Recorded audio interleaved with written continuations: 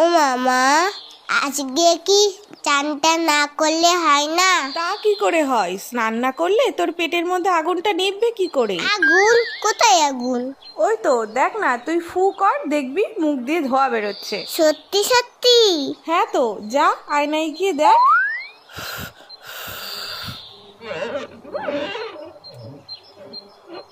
ওরে বাবা রে, পেটে আগুন ধরে গেল তো। শিগগিরই যাই, চানটা করে নি।